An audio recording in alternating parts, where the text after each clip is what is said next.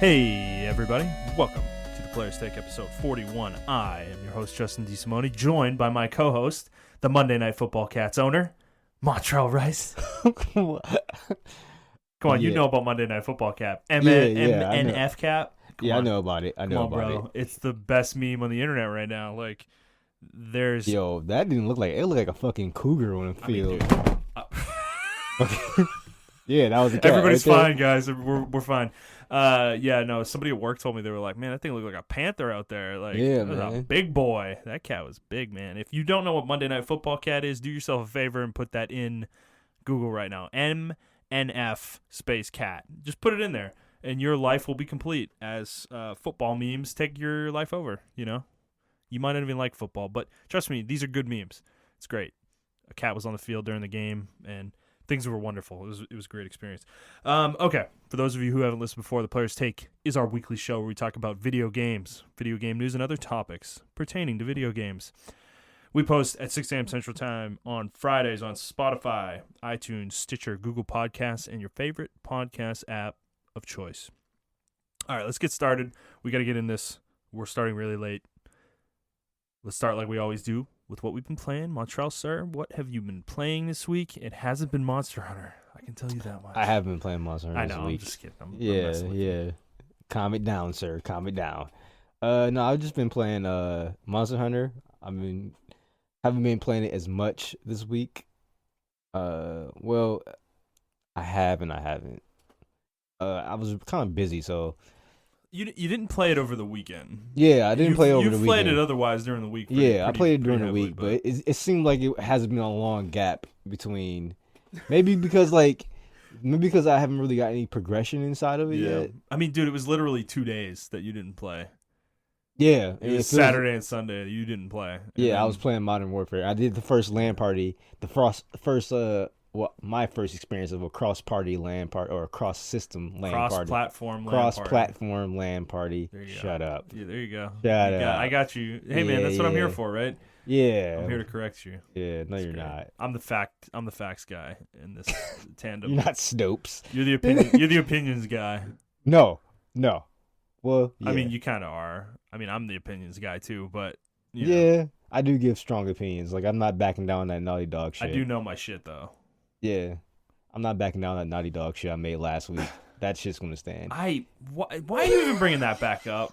Why are you bringing that back up? Look, everybody, like, I'm gonna plug our own show because this is such an egregious argument that I have to call Montrell out again. Go listen to last week's show because Montrell made the most inane, ridiculous argument about what Naughty Dog is gonna do with their delay. Anyway, in Last of Us 2. But let's move on. I was playing Call of Duty with one person, Andy, and one of our peoples from the Catch Up podcast, Dennison. Yeah, like that plug. What a plug, man. What a pro, dude.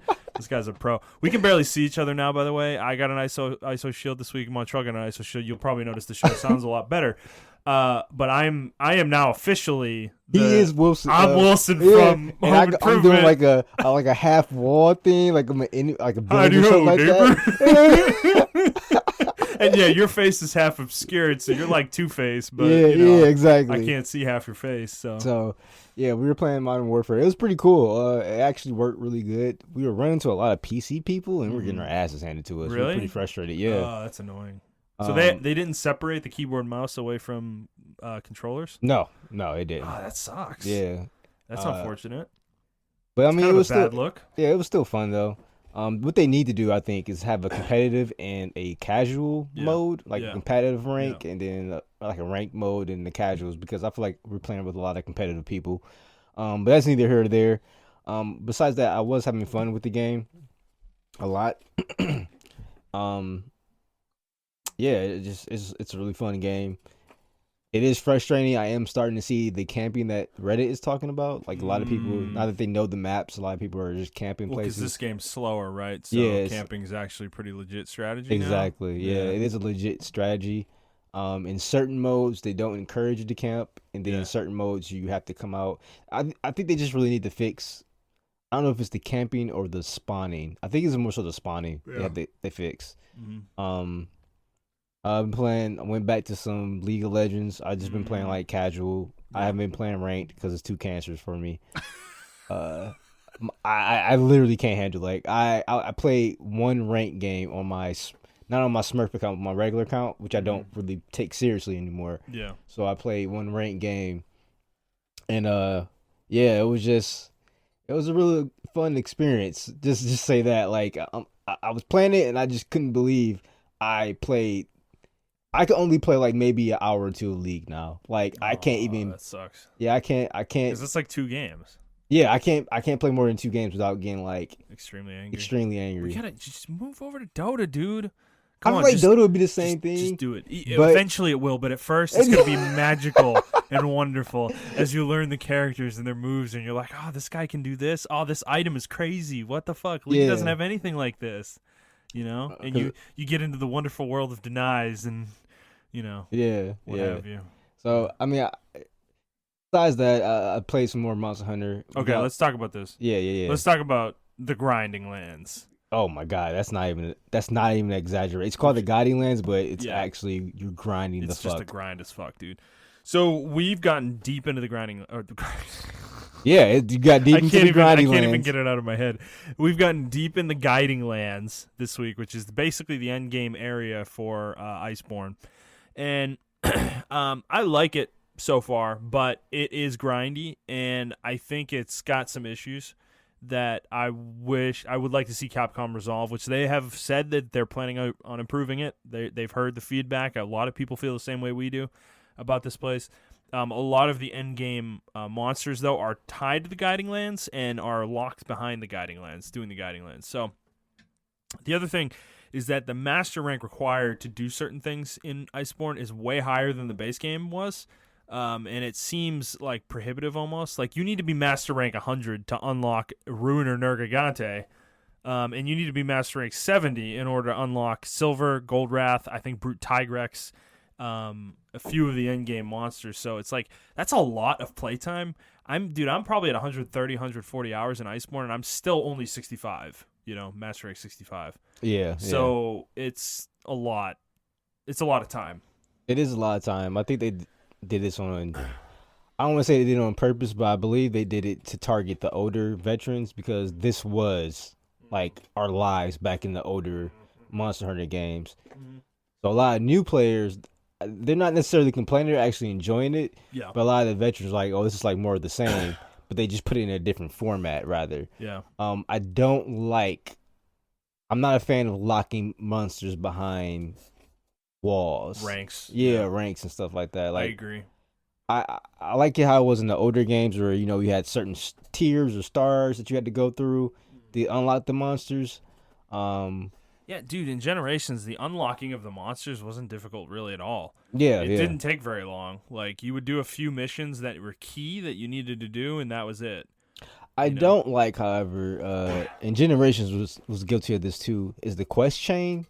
Like the quest chaining they do in the game. Like I'm just not a big fan of that. Yeah. When you need certain quests to get certain items. To get the next quest. Yeah. To get certain items. Yeah, to get certain rewards for that quest or whatever of that nature. Yeah. I'm not really a big fan of that. And Generations was guilty of it too, so I'm not just blaming on new Monster Hunter. I think it's a thing that's been going on since maybe GU. I just haven't been a fan of it. And hopefully in the next game they make it more robust. As in this game, it's really because honestly, the thing that bugs me is when you have all red completes. So if you don't know what the red complete is on your quest, that means you completed every quest within that rank or that star or that category exists within the game. Yeah, exactly. So there's like Master Rank 1 quest, Master Rank 2 quest, Master Rank 3 quest, and so forth and so on.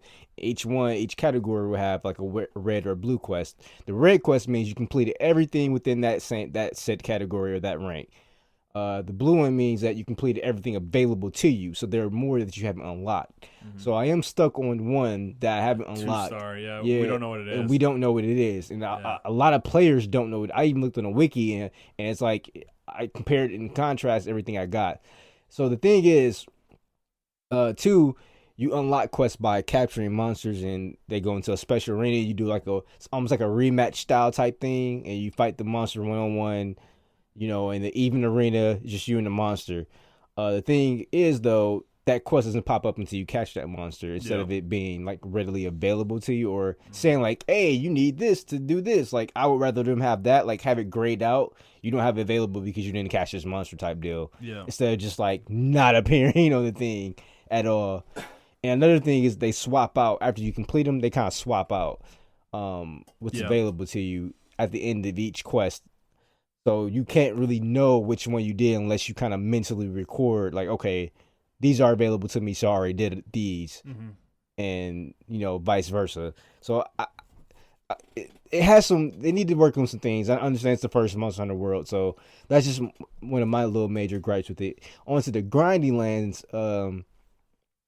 I'm not a big fan. I like that concept of it. The concept of it is really cool. Yeah.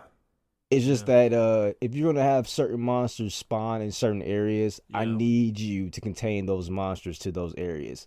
Another thing is the ancient forest is fucking huge.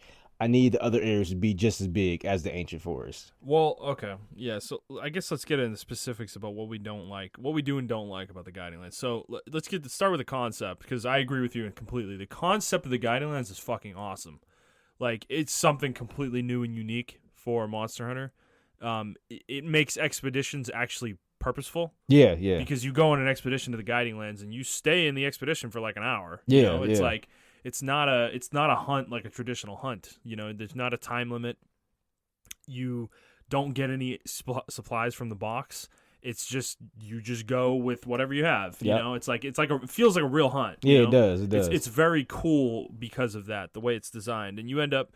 You fight 3 or 4 monsters and then you leave to get your rewards and then you go back in. It's like it's interesting. It's like sustained hunting. It's like it's chain hunting. You're like chain I like hunting that, things. and I like how really the monsters come in and out Yes. and things of that nature. And I really enjoy that aspect of it. Yeah, I really enjoy that there's 4 regions, and if you unlock Raijane, you got the 5th region. I really like how all the regions are combined. But yeah, continue. So from the concept standpoint, I love it. I think it's a great addition in that sense. I think design-wise, it leaves a lot to be desired. Like you said, the Ancient Forest is like 10 areas large, and then all the other areas are 2 areas each. They're really tiny. They're like these little tiny offshoots. But you have to level all of them equally in order to unlock certain monsters. So to level an area in the Guiding Lands, you have to fight a monster in a particular area, break parts off that monster in that area, and then kill or capture the monster in that area. And the thing is, those side areas like Wildspire Waste and Coral Highlands in the Guiding Lands are so small that the monster will run away into the Ancient Forest area, and you have to basically pull it like you're playing an MMO. Like, you have to put it in enrage mode, basically, and pull it back into the area you want to level up in order to fight it there, because the monster will basically de-aggro when it's not in enrage if you leave the little zone it's in. So you have to enrage it, and it will follow you. And it's really wonky because of that if you're trying to level a specific area. Because because the other issue is that the Guiding Lands says this, and I haven't really seen it yet, but I assume it happens more at higher level, is that when you level up one area in the Guiding Lands, all the other ones go down in level. And so it's like it discourages you from killing things in the area you're not trying to level. Exactly. It's a really frustrating mechanic because of that. So you have to do these weird things where you're pulling monsters and stuff. And so that's an issue. I think the size of the side areas is a big issue. And I think the other thing that I don't like is this hasn't become a problem for us yet, but it will in the future when you get higher level and you're trying to do lower level. You need materials from lower level monsters in the Guiding Lands. I don't know how you're going to be able to get them per se in your own Guiding Lands. Because I thought you can meld them, right? You can. Yeah, I guess that's true. You can, but I think it's only within the same rarity tier of items. So say I need stuff from Baroth, but my Wildspire Waste is level 7. Baroth's not going to spawn anymore. So how do I get Baroth parts? Well, they have the option to fix the rates or fix the levels. Yeah, and how does that work? I don't know. Is that what I'm saying? Because remember, I suggested to you that I kind of want to see them, and maybe the fixed region levels is this, and I just haven't delved into it. but where you level up to level 7 and you can pick any level you want when you start your expedition. You can set the region level as like a certain level. So maybe that's what the fixed levels is. I don't know. I think maybe it just like reduces like an average level between all of them. Yeah, I'm not sure because I'm not sure. I haven't tried it either. So. I'm pretty sure you can't get every region to level 7 max. Like you can't, not at the same time. Yeah, so I think it's gonna choose a median. So like it's one level 7, one's level 6, and then one's level 3. Yeah. You guys might average out to like 4.5 or 5. You see what I'm saying? Yeah. Yeah, and the other part about it is it is really grindy in the way it works, where you basically just have to mass hunt things.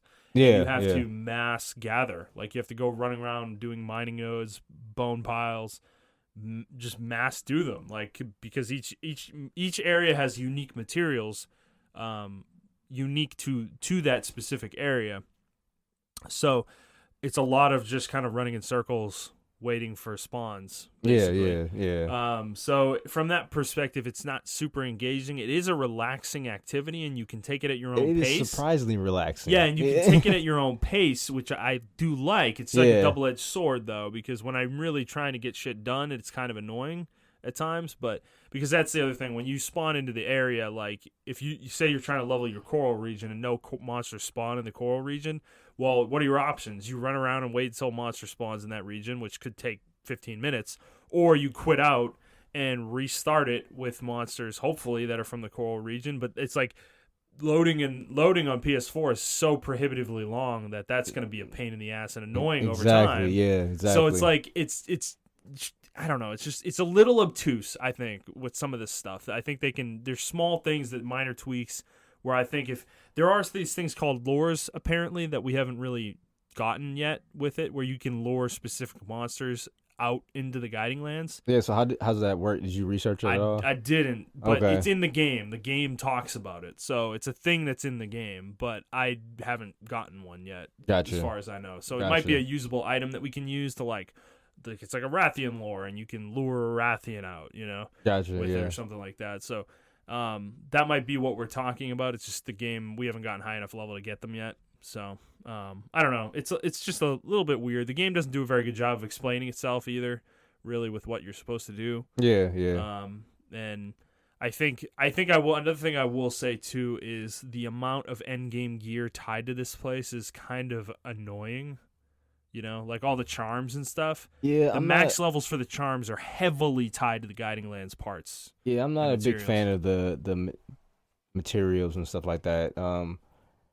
I do want to augment stuff, but it's like I don't have the monster unlocked to do it, and I don't know. It's just weird, and they just need to do a better job at it.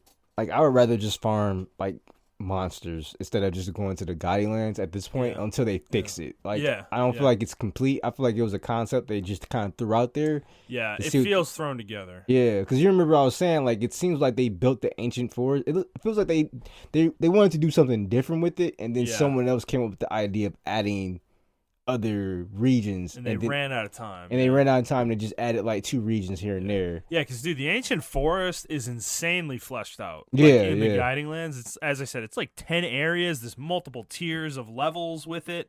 It's kind of fucking crazy, like how big the ancient forest is in the guiding lands. Then the rest of them are just like these.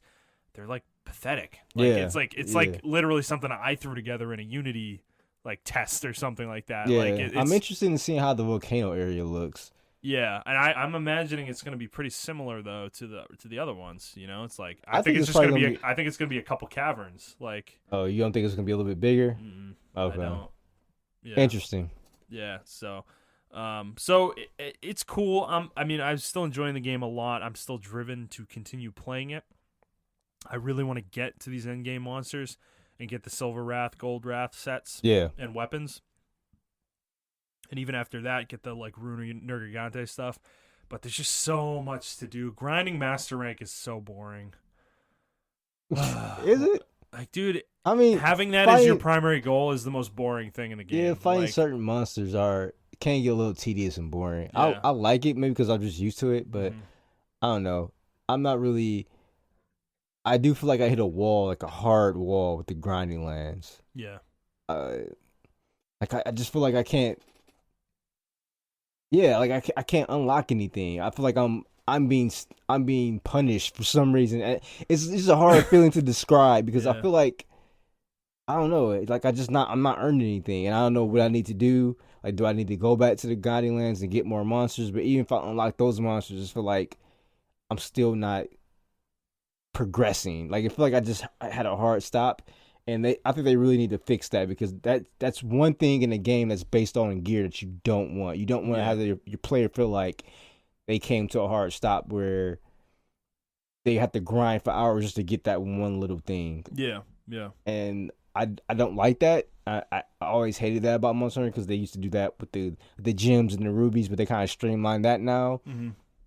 But now with the guiding lands, it's like, yeah, to unlock this Silver Rathlos, man, you gotta get these regions up, and then you try to get those regions up, and you're fighting these monsters, and the parts they give you are kind of like shit. So it's like all the monsters we fought yesterday, like I can upgrade like maybe Three augments. Yeah. three augments, but Yeah. It's the like augments, the upgrades they give you, they really don't add too much value. Like I can do a status effect upgrade. So if my status effect is like 500, I can make it go to 540. That's not a significant jump to me. It's not worth it in my opinion. If I was doing that, the augment should have been like from 500 to 600 or Yeah. like something like that. It's as of right now, it's just I don't see a benefit. Even hunting the smaller tier monsters, I don't see a benefit for it because I can't even upgrade my armor because I need a certain gem or shard that you only get from master or not master rank, but elder dragons that appear Guiding Lands. in the guiding lands. And to get those elder dragons, you gotta get your guiding lands up to a certain level. But to get up to that certain level, you gotta increase your master rank level. Because it's you're locked. Your zone regions are locked behind certain master rank thresholds, which I'm stuck at right now. I'm at 65 until I hit 69 or 70 rather. Yeah, he couldn't even join my guiding lands. I can't join your guiding lands, and I can't level my areas up above level 5. Yeah, but I need to get them to level 6 in order to unlock the Rathalos and Rathian. You know what this reminds me of? You remember Destiny 1 where they had the light level shit? Mm-hmm. And how it kind of hard stopped people? Yeah. That's kind of how I feel with this right now. Like I feel like it's like in a different way, it's hard stopping us, and we got to get our light levels up, which is the master rank.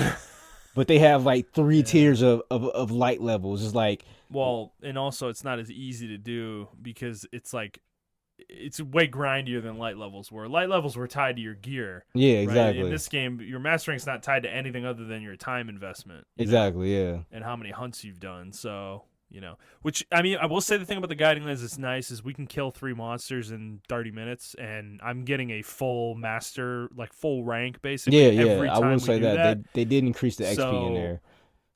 The guiding lens is a really good place to up your master rank, I feel like, and it's okay right now. It's like I'm trying to come up with goals to keep myself motivated. Like, I think that's their goal is for you to have goals. Yeah. But I feel like the game it does a terrible job of like presenting what those goals should be to you. I've had to do research, figure out what my goals are. Exactly. Like, the game's not giving you a nugget to chase. Really, it's like there's nothing in the game telling you that your ranks are blocking your level of guiding lands regions going up. It's like there's nothing in the game telling you that Gold Rathian and Silver Rathalos are tied to Master Rank 69. There's nothing in the game telling you these things. Like they're not giving you a carrot to chase, so they're doing a bad job with that. I think they expect their players almost to know, and it's like. I get it, but at the same time, it's like when I'm actually in the game, I feel like I'm not accomplishing anything. Yeah, and that's a bad thing. And luckily, we're committed to it. But a lot of new players, a lot of people, this is their first Monster Hunter. Yeah, like they probably completed the game and didn't even know that there is a Silver Rathlos or a Golden Rathian or a Rajang or a Black or a Brute Tigrex or a Yayan Garuga. They probably didn't know these things. Yeah. And I feel like that's doing a real disservice not only to them but the team that put effort into making these monsters and all these special effects they may have and things of that nature because we won't see them. Those players will completely miss out on that. Yeah. So hopefully they fix it and they fix it soon within the next. I know they're doing a lot of patching within the next 3 months, especially Or actually, within the next 6 months. I'm expecting a lot from the next title update. Yeah, like big changes, a huge monster reveal. Like I'm expecting big stuff. Stop nerfing the bow.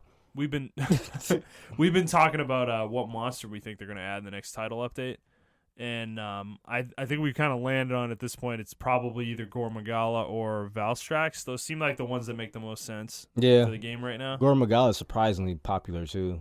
That monster's cool, dude. Yeah. I didn't know he was that popular. The problem with that is if they're gonna add Gore Magala, they have to add Shigara Magala. Yeah. At the same time, because those monsters are pretty much tied to each other. Like, you can't have one without the other, in my opinion. Yeah, you're right. So, in order to add Shigara Magala, though, they need to make a new map for that monster, you know? Yeah, like a small arena. The arena map that he's in, usually. Because he's not a monster that spawns out in a regular map. So, yeah. So they can make it work, though. Yeah. All right. I have also been playing Fire Emblem some more. 3 houses. Like them golden deers is the best house, man. Hey, man, I finally have gotten through the school year. I'm on the final chapter of the school year, like the final battle of the school year, and I'm past the point where the game diverges, in the paths or whatever, the 4 paths. Yeah. And I'm already really liking the differences with the golden deer compared to the black eagles. Okay. It's really interesting to see how things are playing out, and I'm intrigued to see after this battle kind of what happens with the time skip.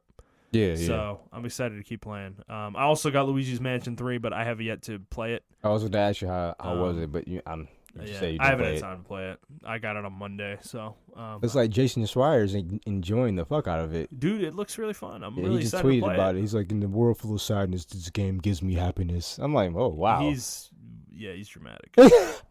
Look, Monday Night Football cat will give you happiness. All right. Everybody. You really like that cat, dude. Hey, man, I just like when football touches everybody. You know. Yeah. I'm sorry. Pun intended. I just like that this meme this moment has turned into a internet-wide meme that people who don't even watch football are starting to get into. It's like, I don't know, it's just been a fun week with this.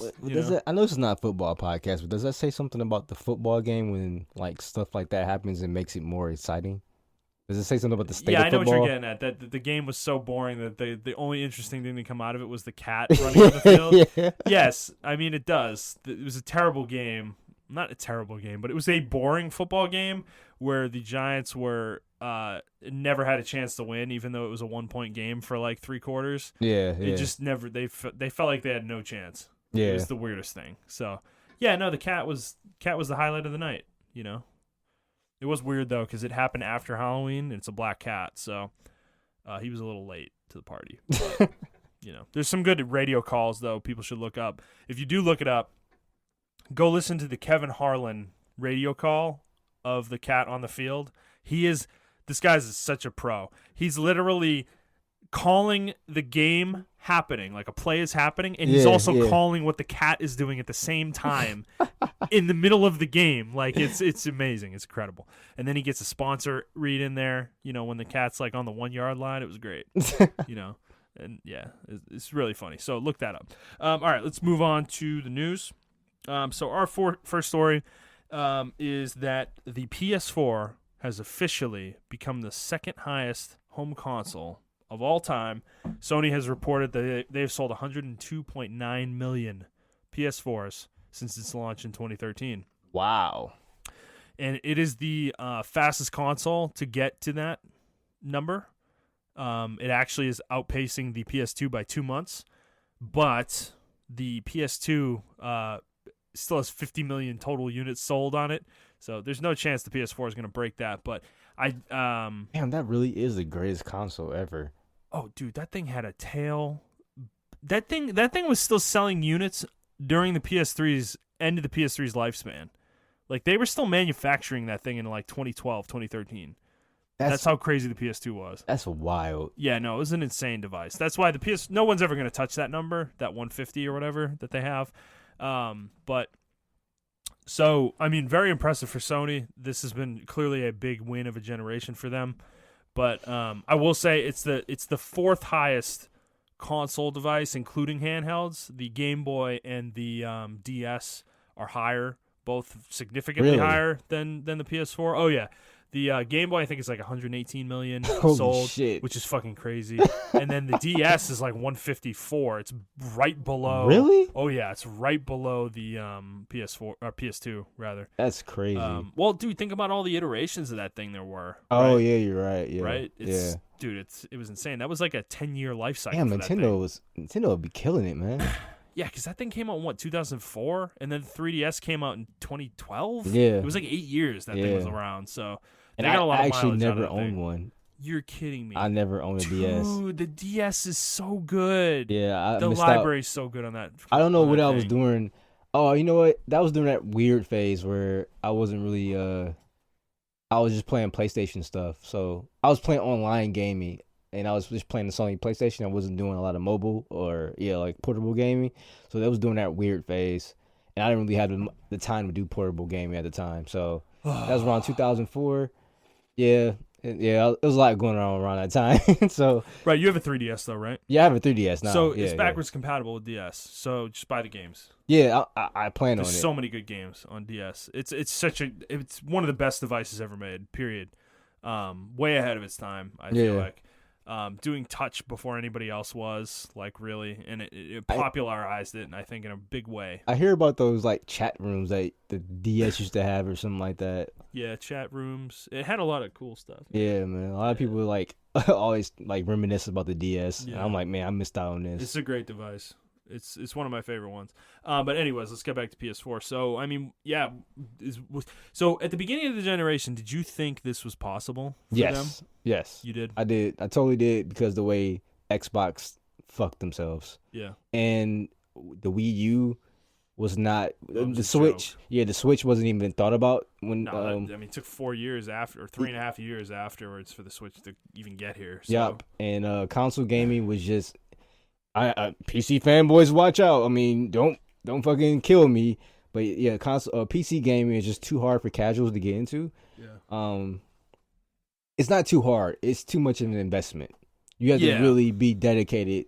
Well, and I will say hard is not a wrong way to describe it because you need to know how to maintain a computer. Yeah. You know? Yeah. Like if drivers break or something doesn't work, exactly. Like you need to know how to fix that, and most people don't even want to bother. Yeah, and most people still look at computers as a office device instead of a gaming device. Yeah, which, I mean, what I just described, too, and what you're describing is the reason why PC will never be the dominant device. It's impossible. It's just never going to happen. And we are PC gamers, It's by too the way. prohibitive. It's just too prohibitive, though. Yeah. It's the reality of it, and people who are in the PC ecosystem, like, they don't get it. They think they look at it as like, oh, it's so easy for me. It's like, well, not everybody has your skill set. Exactly. Or your knowledge, and on top of that, it's not a thing you can just come on. You can come home, put on the couch, and play. That's right? true, too, yeah. You have to actually physically set it up or set it up to where you can do that. Yeah. But even still, like, you can't really But if you're playing with mouse and keyboard, you have to be at a desk. Upright at a desk. Yeah,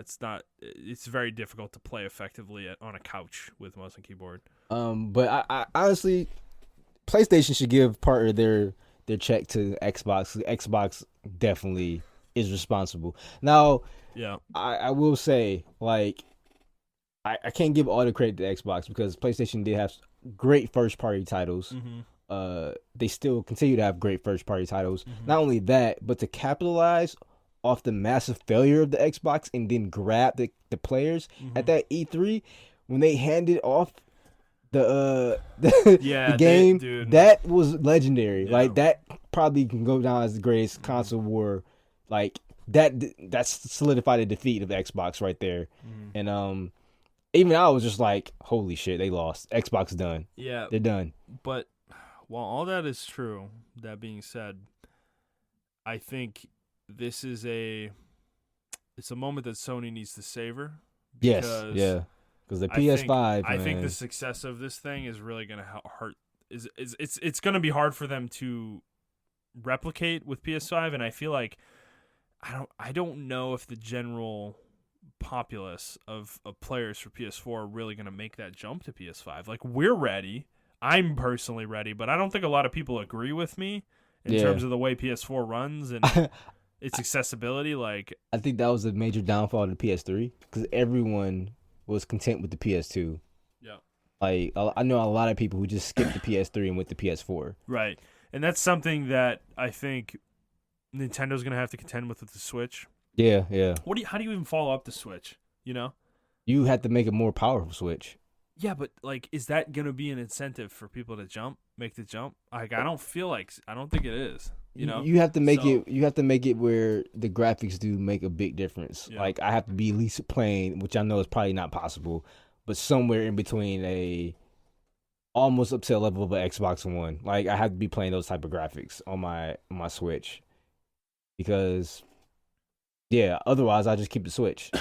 I don't think they should do They shouldn't do like a new 3DS Switch or a new Switch. Like they shouldn't do that.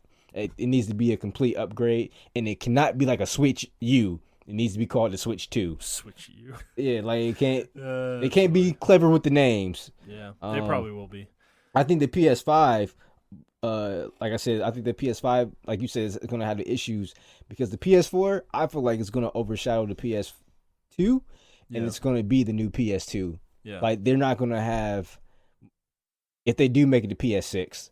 Like, that's going to be the one that's going to be, like, their next successor. Because I think the PS5 is going to get overshadowed by the PS. Even though I think this console is going to be great. Yeah, I do, too. Right, like, I just think the way, honestly, like, the articles that keep coming out about the way Sony is moving, I don't think the hardware is going to be bad. I think the way the company's going to move that hardware is going to be bad. And the way they're going to sell it. Yeah, and like. what they're going to do around it. Yeah. Yeah, I think they're not going to shoot themselves in the foot as hard as Xbox did. But they're going to almost be around there, or they shouldn't do the second job shit either. No, they won't do that. that would be ridiculous. I mean, but this console generation did show me that how out of touch CEOs are, and suits in general. Yeah. They are with the common consumer because the PS3 with you're going to be taking out a second job for this, and then Xbox is like TV, sports, TV. Like, where's the games and all this other stuff like that. Yeah. I wouldn't put it past them. I wouldn't put it past the suits to get it completely wrong again. So that's why I'm holding my breath, because I'm really hoping they prove me wrong and be like, no, we're still about games first. Yeah. Because that's their core audience. They need to recognize that. They need to not have like they need not have a press conference for their investors, but have a press conference for their consumers. Yeah. Well, so where do you think this thing's gonna land ultimately on this? You think it's gonna? Because right now I'm thinking it's gonna be in the 115 to 120 range, probably ultimately. For sales? Yeah, I think another 10 million in the next calendar year before the next console launches is pretty reasonable to expect from them. They've been averaging about 15 to 20 a year. Yeah, but given that sales are slowing down tremendously, I would imagine it's probably going to go down to 10 to 15 this next calendar year, which would put them in the 118 range, 112 to 118. I predict that next year they're going to have a massive sale, especially for the Slims. They're really going to push those units. Those are going to be dirt cheap, maybe $250 to $150 to $200.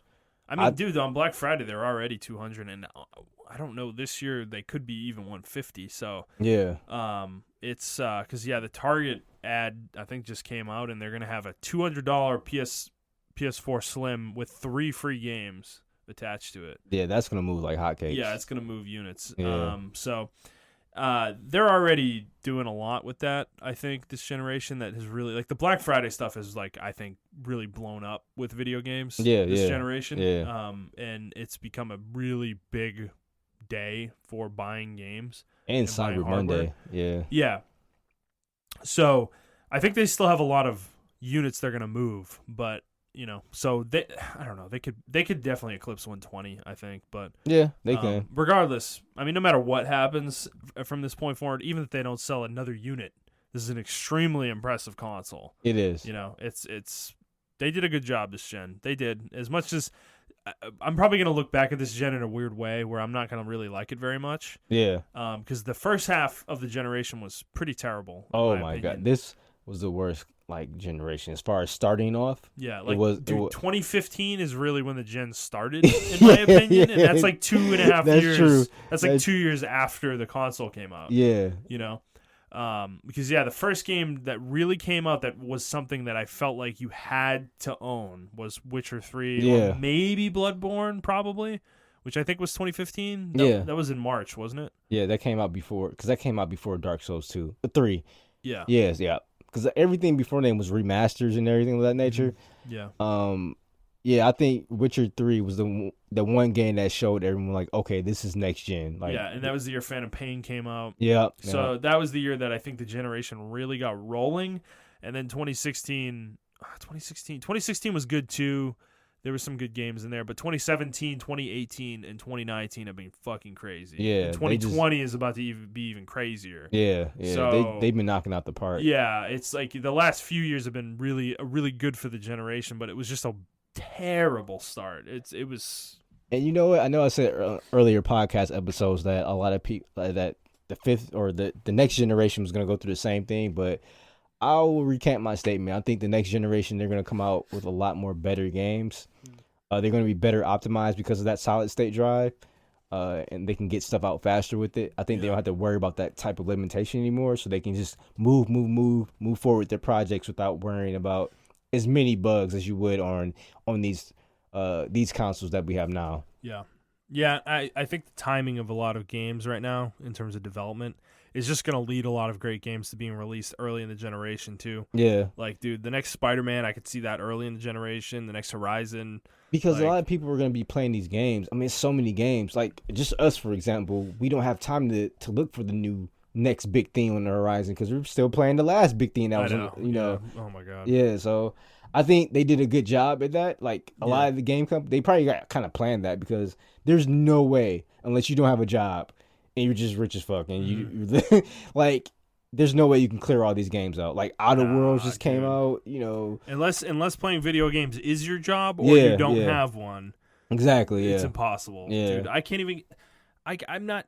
We're still Even playing Monster Hunter. It's been 2 months. Yeah, even like college students, I can't see them like clearing this. Yeah, man. Nah, dude. Nah, man. Yeah. All right, let's move on. Next story. Next one. This is also Sony related. So this came out last week. We didn't really talk about it, but I kind of was thinking about it over the course of the week and decided to include it. So Sony's going to be shutting down their PlayStation Vue service, which is their live TV streaming service. And they're going to be canceling this or ending it in January. So the reason I'm adding this in here, because this is a PlayStation branded product. Yes. So I do consider it under their gaming umbrella, as much as it's television focused. And I am a user of this service, actually. So I'm disappointed by this, but it's kind of been telegraphed. They are not doing well compared to their competition. Yeah, you said something like, 500 subscribers, I believe? 500,000. 500,000. 500,000 subscribers compared to things like Hulu, YouTube TV, and Sling TV. Like, they're in the millions of subscribers. And PSV's been struggling with that for a while. They tried raising prices, and it made things worse because people didn't want to pay, and it's I don't know why companies always raise prices. I don't know why they did it either. And so they're thrown in the towel, sadly. And it's unfortunate because I thought this was an opportunity for Sony, like, given the struggles of it, to bundle it with the revised PS Now pricing and PS Plus. Yeah, right. Yeah, you'd have this whole bundle service that you could pay $150 for a year for all three of them. Giving them ideas, man. Right. You give them ideas. I don't know why they didn't try that, because that's something they could easily have done, and they haven't done it with PS Now and PS Plus yet. You need a $100 version of that you can pay for $100 for a year of both of those. Yeah, they need to do that. And I think they could have done that here and maybe help drive people to PS Vue. They just, I don't know, they didn't do a good job of marketing it, really, and I think, like, there were commercials for it and stuff, but I don't think it really drove numbers. That's the problem. And the thing about it is that it is a good service, though. I've used it for a few years, and like, it is a good replacement for television. It always was, but I don't know. They started raising prices, and dude, they jacked them up hard, like $20 higher than they were a year ago. Yeah, dude, it was crazy. So it was so much that I was almost at the point of trying to look for alternatives this year. Yeah, but yeah. Because we really only use it for football for the most part. Yeah. So, but their core package is $55 a month now. And That's insane. It's too much. Yeah. So they kind of writing was on the wall for it. But did you ever use this, or have you used anything like it? I haven't used any of those streaming services, unfortunately. Yeah. Well, fortunately, rather, I should say, because I really don't watch too much TV like that. I just watch like shows I like, and then I dip out. I think once live sports are more available streaming wise, yes, outside of these television services, that's when this isn't even going to be a thing anymore. Yeah, unfortunately, I'm a huge sports buff, especially for basketball, but I don't see a justified purchase in spending like $40 a month just to watch basketball every day or whatever. And then when football seasons come on, it's just not enough for me because sometimes they may not have the teams I want and things of that nature. So yeah. Okay, let's move on. Next story. This one's gonna be, I guess, good for you. I guess. So Activision is released a press release that Call of Duty Modern Warfare, the one that just launched, has brought in $600 million in quote sell-through revenue in its first 3 days of sales, which is insane. And this figure puts them as the best-selling game of 2019 in 3 days. So that includes 2K19. Yeah, I was a part of this purchase, I should say, or this success. Yeah. I do applaud them because the game is really good. It's really robust. There are some things that need to be nerfed. There's a shotgun that you can shoot from across the map and headshot people with. Yeah. But besides that, I think it's a really good game. It deserves it. I honestly don't see any issues with this game. I know a lot of the hardcore Call of Duty fans who are after like Black Ops 2. When the game start getting super fast paced, and they're not really a big fan of it, but I think the game's moving in a really good direction. I hope they continue to move in this direction as well. Well, let's talk about their flexing. So in this press conference, they gave a bunch of little nuggets of statistics. So it's the top selling premium $60 game of 2019. It is the best digital opening in Activision history. It's the best selling COD launch ever on PC. It's the most digitally pre-ordered game on PS4 ever. Wow. It sold the most digital copies in 3 days on PS4 ever. It has more total hours played and total players than any COD in 6 years. I don't know what that means. That's a vague statement that makes it sound like... it's the total number of players that are playing. In 3 days, though, is what they're talking about. They can't be saying it has more played time than CODs that came out 6 years ago. That sounds insane to me. I mean, it's probably, man, it's possible. Impossible. It's possible, man. There are people who are prestiged already. This was a weird shot, but they said that the $600 million, quote, opening weekend more than doubled the opening of Joker. Yeah, that is pretty weird. Seemed unnecessary. Yeah, that was pretty weird. Unnecessary shot. But so this game is extremely successful, despite the issues people have with it. Yeah, I mean, and one thing that I like about it is for right now, it doesn't have any microtransactions. All the gun attachments and the camos I can get by unlocking it and doing certain challenges like it was in the original Call of Duty 4 where they had certain challenges to get skins for guns and things of that nature instead of just buying them. So I think a lot of people are enjoying those challenges instead of having to just buy it. So it just comes back down to making a good-ass game, man. Yeah. All right, let's move on. So we mentioned last week, kind of off the cuff actually, that the NCAA had changed their rules for players getting paid for their likeness and, their likeness being used in media or what have you, merchandise, whatnot.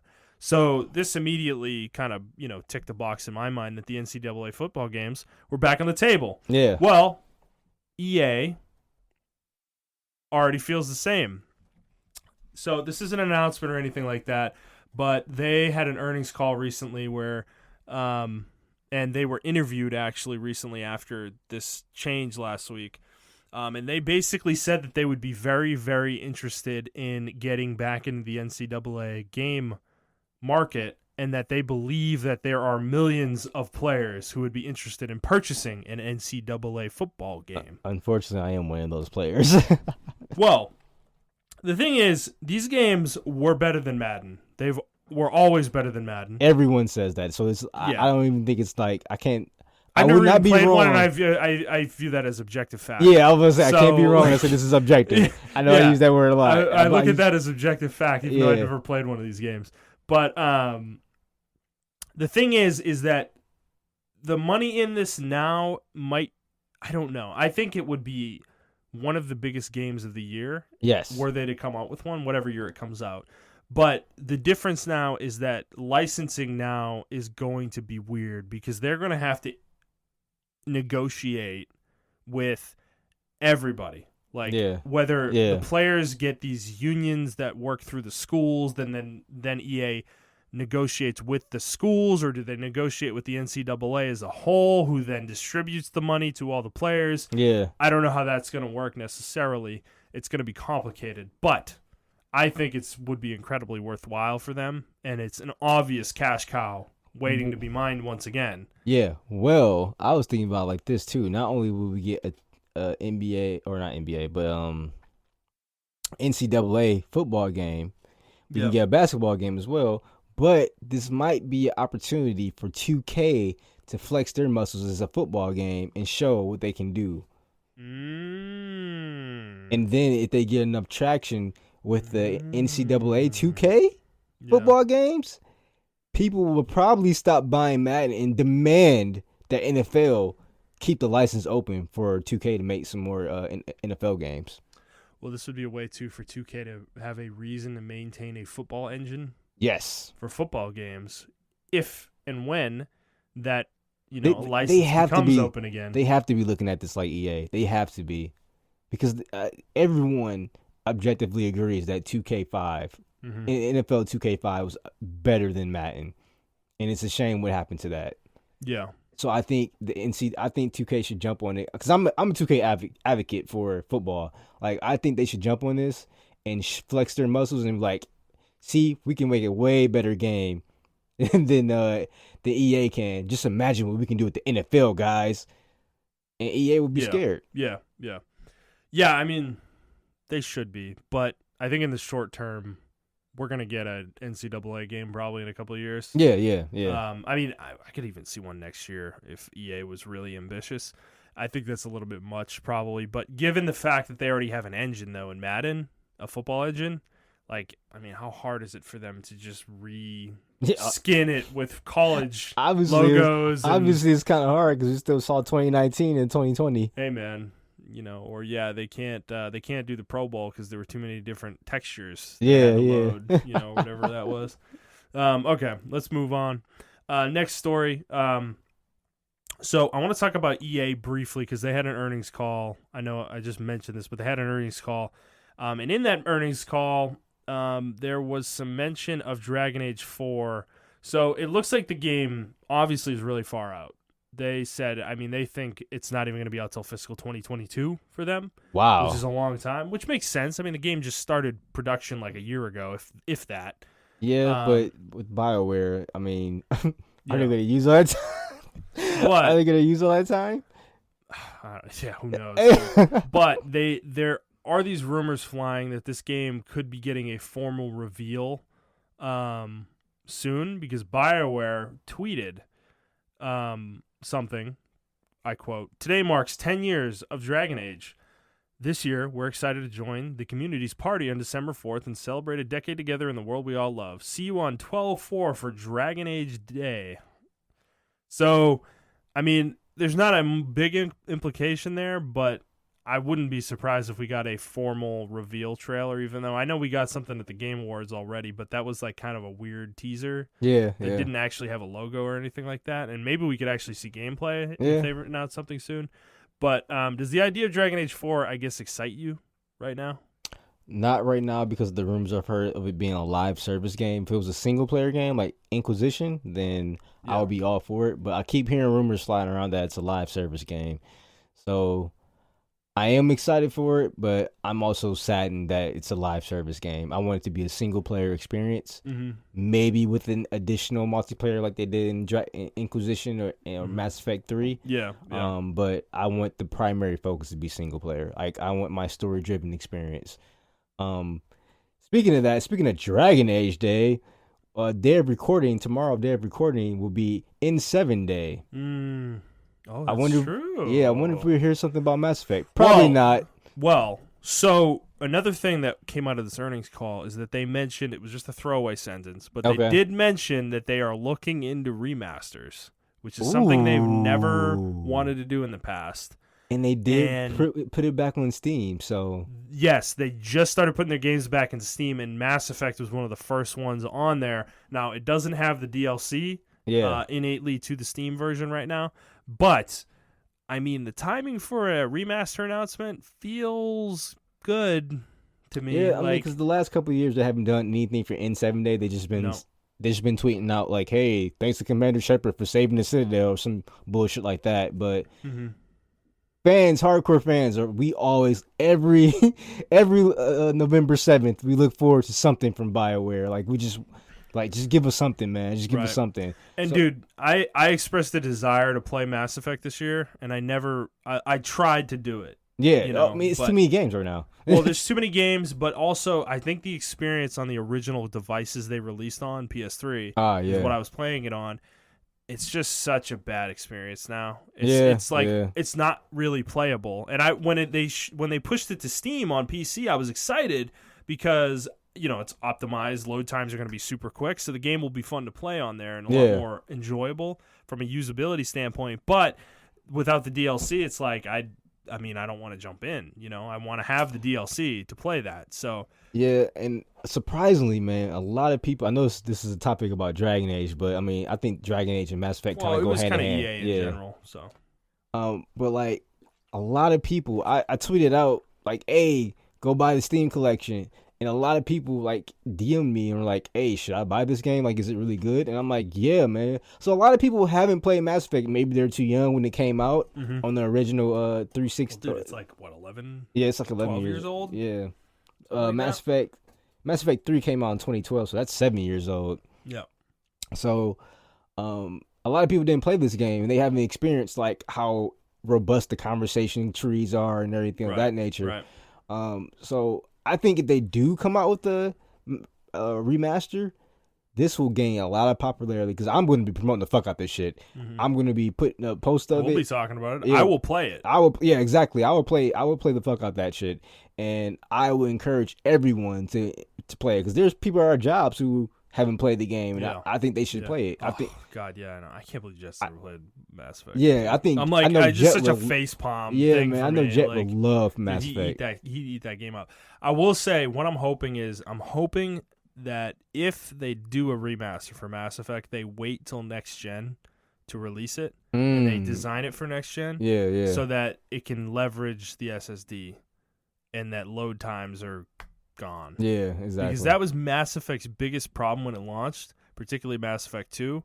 Load times in that game were just oh my god, they were OP'd. It was horrifying. Minutes, like 2 minutes to load anything, and there were so many loading screens in that game. So that's kind of my selfish desire, I guess. But any remaster at this point, though, even on PS4, I think would be really fun. Yeah. We never really got a full trilogy that had all the DLC in it. Like, there is a Mass Effect trilogy, but it doesn't come with all the DLC. Yeah. And that's only on PS3 and Xbox 360 as well. Yep. So I would love to see them repackage it with all the DLC in it, everything. I'd pay $60 for it probably.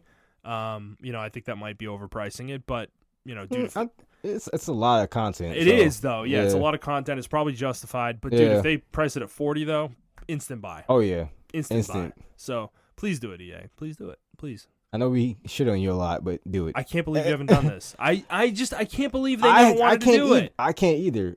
What are you thinking? I think they were so scared of Mass Effect Andromeda. Yeah, they didn't want to overshadow that game. Yeah. But we're so far removed from Mass Effect Andromeda. I forgot that game came out. Dude, it's been 2.5 years. Like it's gone. Yeah, Let's man. go. We're past. No Mass one Effect talks Andromeda. about that game anymore. Nobody talks about that game. Yeah. So, all right, let's move on. Next story. This is gonna be a fun one. So there's been a bit of a controversy in the Pokemon universe again. When hasn't there been a controversy? Eye roll commence. So the national dex leaked on 4chan for Pokemon Sword and Shield, and people lost their shit. Are fucking pissed because the national dex in this game only has like 500 Pokemon. Yep. And only 400 of them are from old Pokemon generations. So half the Pokemon that exist are not in the national dex. We knew this was happening, right? But having a number to it, I think, increased or re-incensed the population of the fan base for Pokemon. Yeah. But the real thing that you pointed out that really pissed people off were the selections of Pokemon that were withheld that were not in this game. Particularly the starters. There's only one starting Pokemon from the older generations in Sword and Shield. And that's Charizard. Charizard. And people are fucking livid about it. There's no Blaziken. Dude. There's no Typhlosion. There's no Typhlosion. There's no Feraligatr. Yep. There's no freaking Chimchar. No Chimchar, no Greninja. None of that. None of that's in this game. No Greninja. Yeah, that's another one. Yeah, man. No Incineroar. Oh, yeah. None of them. None of them are in this game. That's crazy. That is crazy. That is crazy. And people were upset about that. I can't believe that. And a lot of the legendaries are out, obviously, as well. Like most of the legendaries aren't in this. So this makes me wonder, are they going to do, is this in a totally separate universe? No, I don't think so. Okay. No. I just think, I think they're going to figure out a way to justify this. I don't know. They'll come up with some BS reason why this region doesn't have half the Pokemon, but half the Pokemans, you know. But, I just think it's expected. I kind of expected it. Yeah. But yeah, I mean, I'm not surprised. I mean, they got to cut something. It's just questionable that they would cut all the starters. I think Pokemon fans need to get over the fact that, unfortunately, we're sorry. Like this is not even me being funny. Like I'm just gonna be straight up real with you as a person. Like this, Pokemon fans need an intervention, and this is my intervention. Welcome to my TED Talk. All right, so guys, no one cares about 4, 5, and 6. I'm sorry, no one cares about them. No. Hey. I'm going there. Hey. No. I'm going there. Don't talk shit about 4. I'm going there. Fuck you. I'm going. Nobody cares I like about 4. 3. I like 4. Nobody cares about 3. I like 4. Nobody cares about 3. And fuck 3. The only thing out of 3 that anybody cares about is Blaziken because he's bullshit and broken. That's the only reason anybody likes 3. Only reason. But people keep calling us gen runners. Like that's the meme, right? Like the OK Boomer thing. Like we're the boomers of the Pokemon generation. And I fucking love it. You know why? Because Gen 1 and 2 were fucking good. They're objectively the best. Yes. And if you think otherwise, you didn't play them, you fucking kid. You goddamn toddler. Get off my lawn. Boy. That's what you sound like right now. Get off my lawn, boy. But guys, Gen 1 and Gen 2 are the best. I need you guys to understand why if you don't believe that Gen 1 and Gen 2 were the best, I didn't even play this game. I played the original Silver and Gold, but I have watched like YouTube videos, talked to many people, friends, who will willingly give me this game to borrow. They're like, yo, here, take it. What? Which game? You talking about? Heart Gold and Soul Silver. Oh, yeah. People will break I'm one of those necks. people. Yeah. Bro, any of you out there, okay, I'm going to cut you off because I have to go. This is a partner TED Talk. I'm getting on my soapbox. Take it over. Getting on my soapbox here, boys. Everybody, ladies and gentlemen, if you are a Pokemon fan and you love Pokemon and you've not played Pokemon Heart Gold or Soul Silver, you're doing yourself a horrific disservice because this is truly the best Pokemon game, period. There is no discussion on this point. This is not an opinion. It is a fact. Okay? And if you've played them and you think otherwise, I really hope that you don't like Gen 5 because your opinion is irrelevant and invalid and you need to rethink your life choices. I'm so sorry for you. Play Heart Gold or Soul Silver. Do yourself a favor. Play it. Go buy it now. It costs $100 on eBay. Do it. I don't give a shit. Go get a DS and fucking play it. Or buy a 3DS and play it. Either one. It doesn't matter. Just play the game because, dude, it's so good. It is the final version of the old style, the 2D sprites. Yeah, it's like the final game that kind of really looked like that. Well, that's not true, I guess. It had a mix of 3D. It had a mix of 3D and 2D. It was pre-Gen 5. Yeah, I guess. So it's one of the last ones of that style. But, dude, it had events in game based on the time of day, the day of the week. It was nuts. This shit was crazy. There was like a real post game. Certain trainers would show up. You could rebattle gym trainers and then have more powerful Pokemon. You could like battle the Elite Four and they would get more powerful over time. It was bonkers. There were like events that would happen, like I said, events that would happen where you would be able to catch special Pokemon. The safaris were crazy good in that game. There were so many Pokemon in those games that you could catch. And you had 2 regions to play through. You can visit the past region. You can go back to Kanto. And you get to fight Red. Yes. You get to fight Red. Okay? If that doesn't convince you that you need to play this game, I'm sorry. Go have fun playing Sword and Shield. And a lot of the stuff that he mentioned too was in the original Gold and Silver. Mm-hmm. So imagine playing this on the regular Game Boy Color when this game came out. I was fucking mind blown. Oh, me too. Yep. I didn't know this was possible. I thought Pokemon was going to be the best franchise ever. Dude, seriously. Think of the expectations. You play Red or Blue, right? And you have the one region, and it's great. Kanto's great. Oh, yeah. Kanto's awesome. It's a classic region, right? But then you play Gold or Silver, Gold and Silver, and there's the new region and the old region. They didn't even promote that. They didn't. It was a total secret. Yeah, it just came out. I had no idea. And then all of a sudden you get there and you're like, wait a second, this like path goes off the map. Yeah. Wait, what? And then you like go to it and it's like you're in Kanto all of a sudden. And you're like, I was mind blown, bro. Wait, what? And then you like go to like Pewter City or whatever. You go to the first gym or whatever. And you fight the gym and you're like, wait, I can do the gyms here too? Like there's trainers, there's Pokemon here. What the what? In like, because it was a guy blocking your path, right? He was in the game, in the Gold and Silver game. It was a guy, because you find that path off to the side if you're like adventuring and stuff like that. Yeah, decent way through the game. Yeah. And there's a guy blocking your path. He's like, no, you can't come here yet. And you're like, why not? And he just like, I don't remember what he said, but he blocked your path. Yeah. And I remember getting all 8 gym badges and stuff like that. And I went back to him, and he's like, no, you can't come back. So I did the Elite Four. Credits roll, because the credits roll after you do Elite Four in Johto, and then you go back to that guy. I just so happened to remember it, and I'm like, let me go back to that guy real quick, and he was gone, and I'm like, okay, so I crossed over, and then I start hearing the classic music. I'm like, holy shit! I check my map, fucking Kanto region. I fucking cried.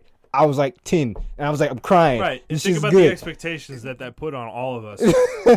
Why do you think all of us boomer Pokemon fans are jaded as fuck? Because after that game, guess what? That never happened again. Never. None of the other games ever did anything remotely close to that. And the series stagnated and nothing ever changed. Like, things mildly changed. You got little mechanical changes, new Pokemon types, blah, blah, blah, new Pokemon, new region, blah, blah, blah, blah, blah. But there was real ambition with Gold and Silver that you could see that team had real grand ambitions for this franchise. I think they wanted to take Pokemon to the next level. They didn't want to keep it stagnant. They wanted to take it to the next level. I don't know what happened between Gen 2 and Gen 3. I don't know. But you can really see it. Like, man, the days of the week. Yep, the day-night cycle. The day-night cycle. They wanted to do really cool shit. Yeah, I think they wanted to give Pokemon an actual ecosystem, because that's what I felt like. Something happened though. Something happened that changed things for them, and I don't know what that was. Yeah, unfortunately, I'm sure not many people do. But so the hype we have for that is yes, it's rooted in our nostalgia for those generations, particularly Gen 2. Yeah. But there's a reason why we feel that way, because that game really did something different for Pokemon. And yeah, I know a lot of you are probably thinking to yourself like, "Oh, it's just another region." Oh. It's like, but you like it created this interconnected world, right? Yeah. It connected you to the first game. And then you fought yourself. And then you fought yourself. Yeah, you fought yourself at the end. The character you played in the first game, you fought yourself. It created this interconnected like narrative and implied a lot of things about the series that just fell off a cliff after that. You know, it's just imagine with the technology today, right? Yeah. Say like you're playing in what was the fifth region's world or region? I don't remember the name of it. All right, well, with the internet and things of that nature, right? Say you upload your trainer, your data to the Pokemon Cloud, and off the 4th region, and then you go to the 5th region. You're playing that game, and then you have the ability to go back to the 4th region, and then your trainer's there. Your exact trainer with your exact Pokemon is right there, and you're literally fighting yourself. Because I mean, Red, they kind of had to imply what your Pokemon were. Yeah. When you because there was technology back then, they couldn't really.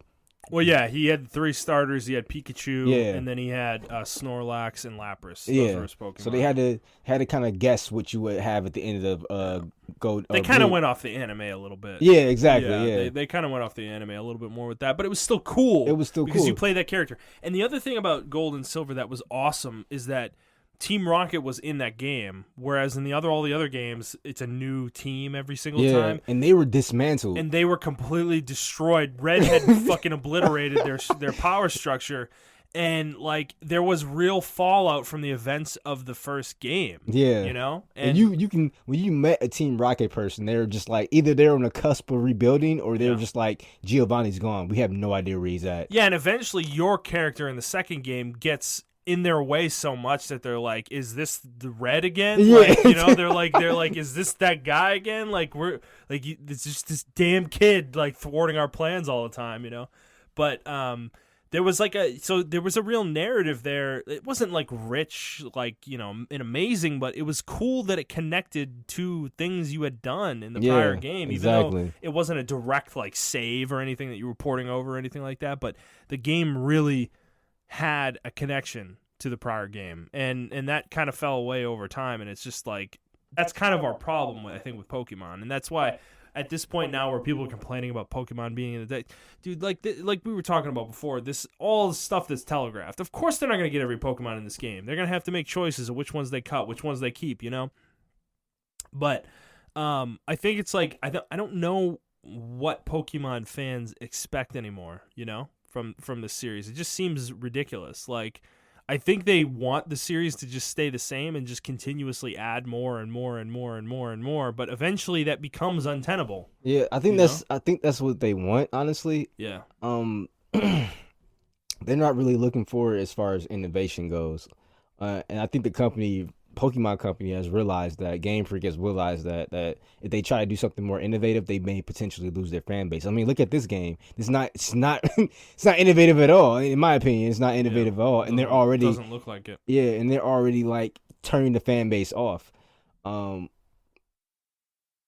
So with Gold and Silver, like you said, it was just something special about visiting that past region.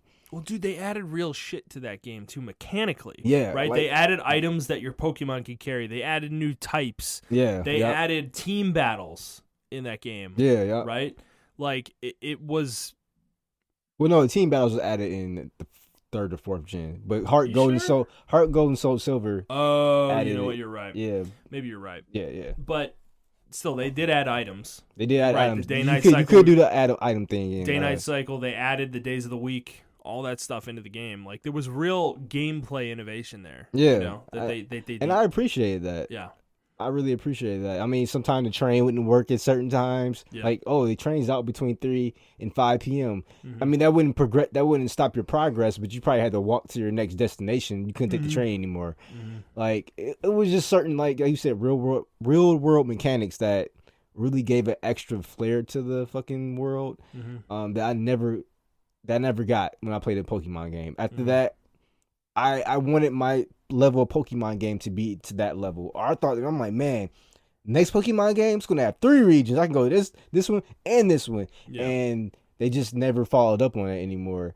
And it's really, really heartbreaking because the technology you had today, you could save your trainer and then battle yourself. See how good you progress as a person from one game to the next, like starting over again. And you meet your old trainer, you meet your old self, and you fight it. And because they're a gym leader, like they could have did so many different things. They're the champion. Yeah, exactly. You're Right. you're the Pokemon champion. It's not a default champion. If you're not connected online, they have a default champion. But if you're connected online, the champion is you because you uploaded your save file onto that Pokemon. Like that would have been cool. Yeah, and maybe the expectation that they have every region. Yeah, that's absurd. Like, but yeah. maybe maybe each game has two though, and they pick a different one from for each game. Maybe for one game, Kanto's the second region. Maybe for another game, Johto's the other region. Yeah. Maybe for another game, the third place is the second region. Yeah, and that's kind of what I was expecting them to do with all the games. And then I was expecting, honestly, I know my hopes were high for the Switch games, but I was expecting like maybe just 3DS graphics and 3DS capabilities with the Switch, but so they can have a lot more space to fit all of them. Just have a celebration of the Pokemon universe. You know what I'm saying? And we're not even getting that. Yeah, we're not. We're getting like this half-assed, like just normal Pokemon game with half the Pokemon in it. Yeah. It's like, I don't understand. Even the animations are like, they've never looked good, but it's at a certain point this series has to like become more. Yeah. There's got to be more to it. But people don't want the game to evolve. Like the suggestions I made, people were up in arms. Well, this is the fallout, though. I think the thing is, I think people like they don't want the game to evolve, but they're not even getting what they want in terms of the game not evolving. Like they're not getting all the Pokemon anymore. They're not getting like Someone made an interesting point. They're like, this game is targeted for people who don't even play the game. They're trying to get the nostalgia people, and it's not even targeted for them. Yeah, they want us back. But it's nothing there for us. Your own company doesn't even want the current fans they have, right? The install base. So I don't know what to tell them. I don't know what to tell the Pokemon fans of today what they want, because they want the same thing, but they also want everything from the past. But then you're telling people from the past to forget the past. So it's like, which one do you want, bro? Do you want innovation, or do you just want the same thing over and over again? So, I mean, this game comes out in 2 weeks. Welcome to that's the end of my TED Talk. We'll see. I guess we'll see how people receive it. Is it actually going to be received poorly? Because that's what I wonder. I don't think it's. There's a lot of negativity. There's been a ton of negativity, but are people still going to buy it? Well, I mean, we saw the screenshots of the game, but then I saw people trying to like trick themselves into the game looking good. It's like, oh, the game actually looks really good in motion. Ugh. Bro, oh my god, are you serious, bro? It's the same. That tweet they sent out like a week ago or whatever, where they were showing a montage of all the things you can do in the wild area. Yeah. I was like, I feel this looks like a game from like the GameCube or something. Like it looks like Pokemon Coliseum. That's what it looks like to me. It almost looks like the way they like that video went. It looked like Animal Crossing Pokemon edition. Oh yeah, like because they were showing you fishing and shaking the tree to make fruit fall out of it and stuff. I'm like, what is this? Like what kind of game are you making? I don't even think they know anymore, man. I don't either. Dude, they're getting rid of the dude doing the EXP share thing. Like they just like the Dynamax thing is Dynamax. What do they call it now? They don't call it Dynamax anymore. They call it something else. Yeah, I think they changed the name. I think because the company, I think, was probably about to sue them or something like that. Oh, the vacuum company. Yeah. They call it something else now, but I'm still gonna call it Dynamax. But yeah, the Dynamax thing, that's not a good mechanic. Like, I'm sorry. It's not. It's so lazy, dude. It's like, how can we make Mega Evolutions again without making Mega Evolutions? Let's make them bigger. Let's just make them giant, Gaiju size, or Kaiju, whatever it is. It's. I don't know. As a Pokemon fan, as an old Pokemon fan, I don't want to talk about this game anymore. I understand. I just got to finish my point. Okay. TED Talk's still not over. Like, as a Pokemon fan, like, I made Sonic a boomer with this, like, back in my day. But like, yeah, man, as a Pokemon fan, seeing what's become of Pokemon, it saddens me. And seeing that no one wants change from it, it also saddens me. Like, no one wants innovation. They just want more of the same. No, and the company doesn't want to. They don't even want to try. Like I said, look what happened. They're scared to try. This is exactly what happened. I know. What if they just changed the battle system altogether? There would be a riot in the street. It'd be over. It wouldn't work. But all right, let's move on because we got one more big story to talk about. So BlizzCon happened on Friday, and it was disappointing, I guess I'd say. Mediocre. Which is weird, given that we pretty much nailed everything that was going to get announced in our predictions. I think I just expected something we didn't know about, I guess. Yeah. And we didn't get that. So let's go through it. So, biggest thing that they announced was Diablo 4.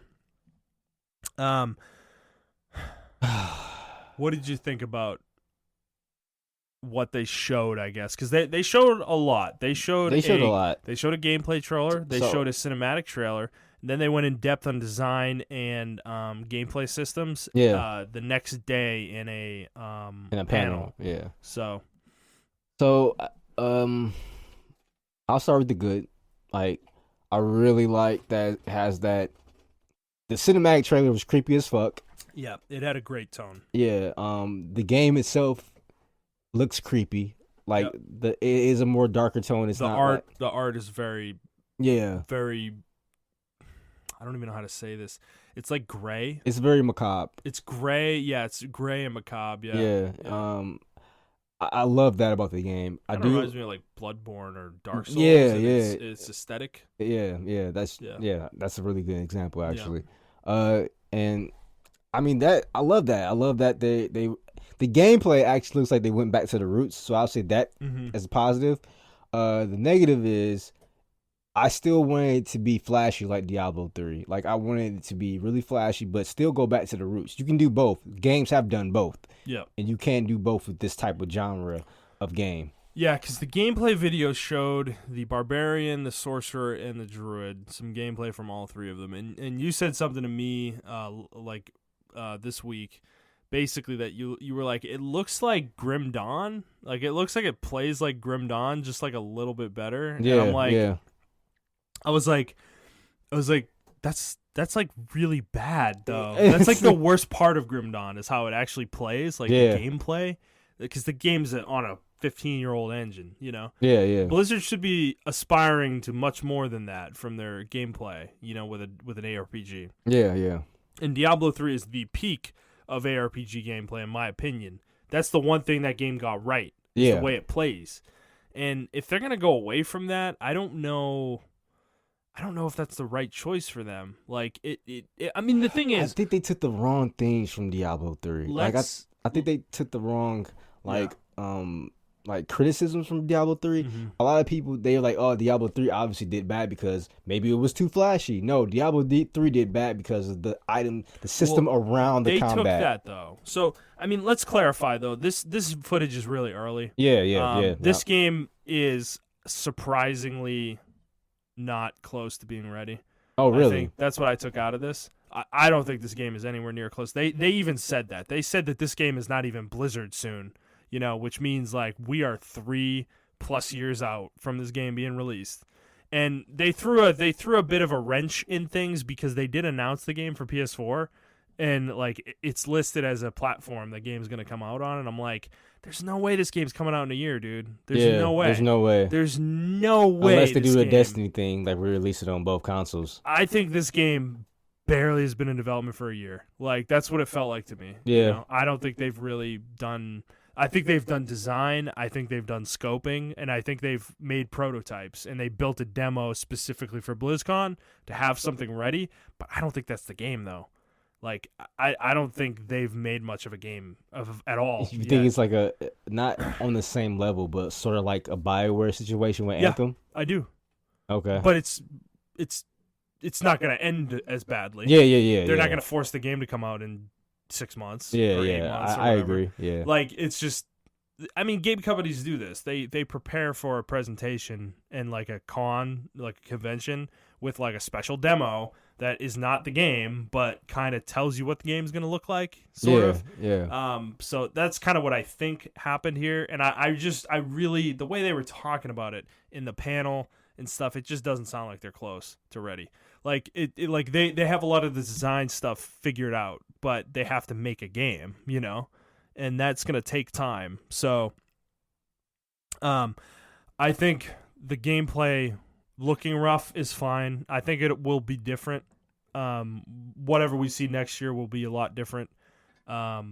It's, I guess I don't know. It just lacked oomph for me though, Yeah, the I mean, reveal. this is probably like super pre-alpha, like you said. Yeah. We both predicted that it's probably gonna be a super pre-alpha build. Yeah. And unfortunately, we both predicted they did exactly what we thought they would do. They would release Diablo 4. I think they thought that this would get the Hong Kong thing away from them, but people are still talking about Hong Kong. Like, this hasn't changed any. It hasn't slowed that road for Hong Kong. Like, people are still talking about it. People still have it in the back of their heads. They brought it up again, though. Yeah. They apologized at the beginning of the conference that it was another non-apology situation that I don't even know why they said anything again.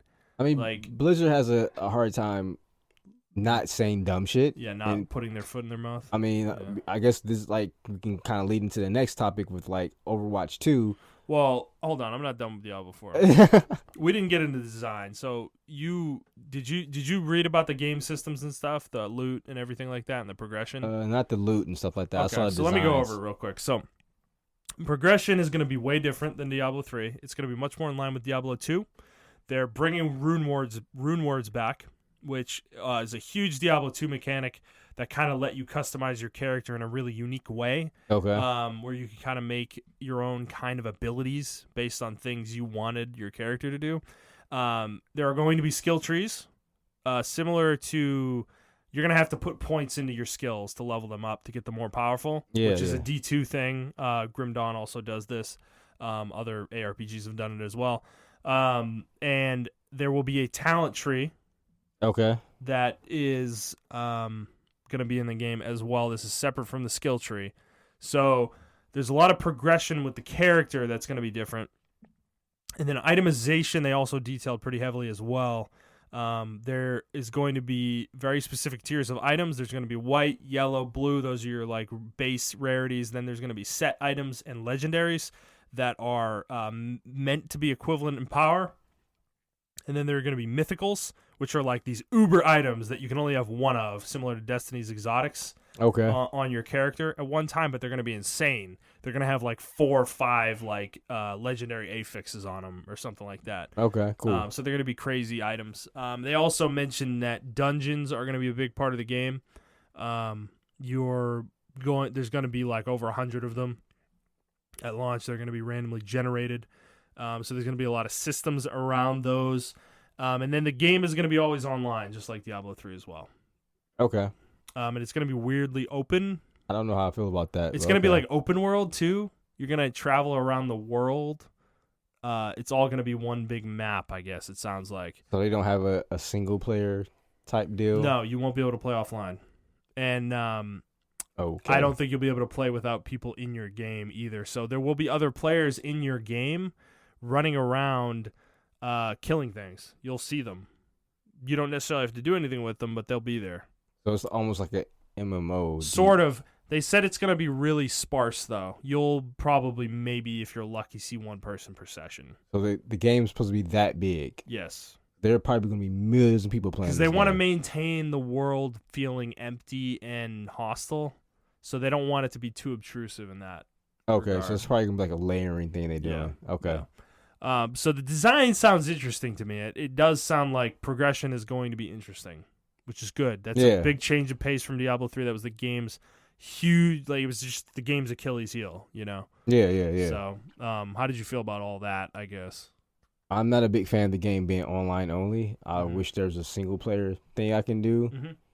That's pretty much the only big part. I'm not a huge fan of just like online only games. Because it sounds like they're going a Destiny route with it. I think if anybody expected anything else, though, they were fooling themselves. Sorry, like they did this with Diablo 3.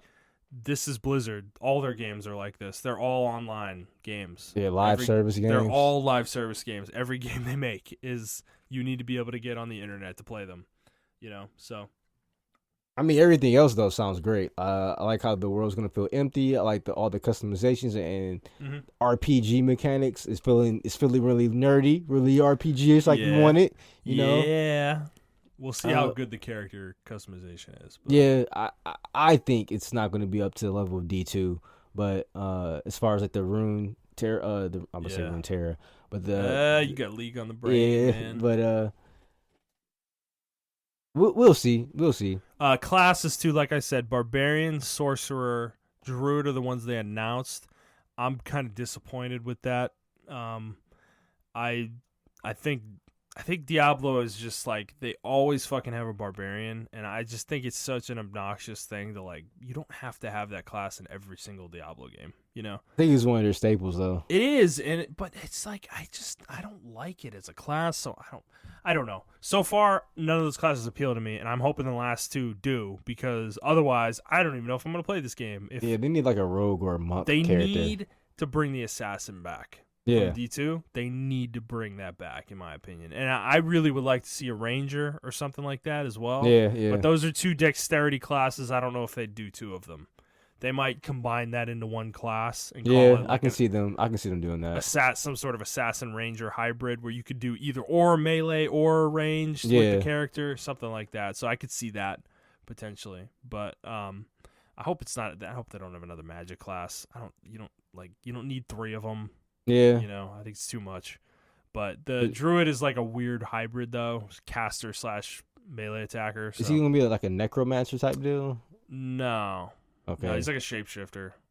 Okay. Yeah, I think they need a necromancer type character. The shapeshifting too is like weird. He like shapeshifts to do a move and then he unshapeshifts after he's done with the move. So it's like, is it just a cosmetic thing to make your moves look cool, or is there actually like forms you can take, similar to like World of Warcraft? Oh yeah, with the druid. Yeah, you know, like, so that's something they need to detail as well. But I could see them adding another sixth class, maybe. Yeah, you know, before the game comes out, and realizing maybe 5's not enough to do everything they want. But they did say there will be expansions for this game, so we will get classes with the expansions. So this is a long-term investment for them. So all right, yeah, let's move on to the next game. So they also announced Overwatch 2, which what they fucking do is going to be barely worthy of calling it a sequel. Yes. It's going to be a game that is fully compatible with Overwatch 1. You'll be able to play with people who play Overwatch 1. All the characters and maps in multiplayer in Overwatch 2 will be in Overwatch 1 as well.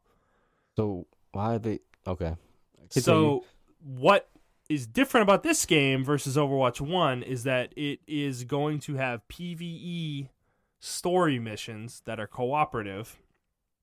And it's also going to have, I believe, PvE modes and multiplayer that are unique to it as well. Okay. And that's pretty much it. I don't even know why they're calling this Overwatch 2. Why don't they just call it like Overwatch Season 2 or something like that? Or Overwatch... because they can't justify selling... They can't sell that for $60. That's the reason they're doing this, is so they can put a game in a box and sell it for $60 and get millions of sales off that. That franchise is dead. I don't think that franchise is going to survive the next generation. Mm-hmm. I mean, this game feels a lot closer than Diablo because the scope is so much smaller. Yeah. I think this game is their cash cow. They're trying to turn it into their Dota or League of Legends, yeah. I feel like. And it's already like... The thing is, it's waning now. Yeah, it's already on the decline. Interest is waning. People don't care, dude. Yeah, man. They got to do something new with it, and I think with their direction they're going with this is bad. Like, I think they should have done what we were talking about a while ago and made a real story-driven game. Yeah. In the Overwatch universe, you know? I think that's a mistake. I think what they're doing is a mistake. Like, this feels like an obvious cash grab, and I don't really see a lot of excitement for it. A lot of people are actually pissed. Yeah. They're pissed. They're like, I'm not paying $60 for this. What's the point of it? If you can play multiplayer from Overwatch 1 and you're going to get all the characters and maps anyways, like, who cares? Like, why would you buy this new game, you know? There is no incentive to buy it. I mean, yeah. Are they really going to sell it, like, at full price, $60? Mm-hmm. They are? Yeah, I'm sure they will, yeah. Why wouldn't they? It's a new game. It's Overwatch 2. It's not worth it, though. I don't know. That's stupid. I mean, I don't particularly care about this game, so. I don't either, but it's really popular. Which is weird. I was literally in my head just thinking right now, like, man, I saw Overwatch in the Target ad for $15. It's not even worth $15. Maybe I'll get it. It's not even worth that. I like Overwatch, though. Like, playing the game is fun. It is a fun game. It's too competitive now. Is it? Is it one of those games, like, if I try to jump into it now, I just get destroyed? Yeah. And I'd have no chance because everybody's so good. Yep. That they've been playing for, like, 3 or 4 years. Yep. Even the casual size like that. That sucks. I honestly do not like. I'm just upset because it has so much potential. It did have a lot of potential. It does. And hopefully they figure that out before it's too late. I don't think they are. I mean, bro, I always go back to Dota. Dota was right there, and they didn't figure it out. They are hard headed in their mindset, and even though a lot of the higher ups left and the old heads left, I think that mentality still is passed down to the newer people, and they don't see it until it's too late. Like this is a joke to me. Like I can't believe they're really attempting this. I know, I can't either. And it's like, I feel like the industry's calling them out too. Like I've seen a lot of articles about this, like, why is this even a thing? Yeah. Like actual like outlets. Like people like story wise, they're like, I didn't know there was a story. Yeah. There's a story? Yeah. Like, and then they shot themselves in the foot with the whole, why they didn't release a black female character thing. And they're like, oh, because of story. And people are like, there's a story? Like, shut up. Like, just release the character and shut up. Just be happy. I mean, just release the character and let people, talk about the character. Mm-hmm. Don't give us reasons why you didn't do what you didn't do. You didn't do it, but you did now. Mm-hmm. So I don't know, man. That franchise is just so fucking weird. Like, it had so much traction when it came out, and then it just fell off the face of the earth. Well, because they didn't know what to do with it. They thought their model of having loot boxes and then releasing new characters and maps was going to be enough to keep the game going. And I think they assumed wrongly that they could do the Dota League model and be successful with it. And the unfortunately, thing is, those games are free. They're free, and they're also deep. Yes. Like, Overwatch is a game, if you're good at shooters, you probably get good at in a week or two. Probably not even that, honestly. Exactly, not even that. Dota and League, they take years to learn because of the depth in the games and the difficulty curve in those games. Like, Overwatch doesn't have that. It's not engaging enough for that long of a period of time. It's not a game that you're going to play for 3 years unless you are a super hardcore player, And I think that's what precipitated this game existing, that they were probably seeing lower player numbers. Their microtransactions aren't making the money as a result. Like, they're not doing very well as a result. And they need to re-engage people. And this is how they're going to do it, with a new game. Whether that game's going to have enough content to justify it being a new game, that's a different question, but I don't think so. I think Blizzard's like lost right now with this series. So did they announce any other games, any side projects or anything? Well, so there was a Hearthstone, new Hearthstone expansion, blah, blah, blah. It's coming out in a month. No big deal. We all knew that was coming. And then a new WoW expansion, which had been rumored and leaked. It's going to be World of Warcraft Shadowlands.